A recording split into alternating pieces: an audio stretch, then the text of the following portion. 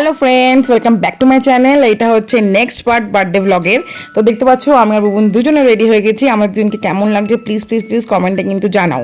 আর এই দেখো, এই ডেকোরেশনটা করেছিলাম হচ্ছে আমি আর ননাই দুজন মিলে। আর এই কেকটা নিয়ে এসেছিল হচ্ছে আমার বোন, প্রপার কাস্টমাইজ করিয়েছে।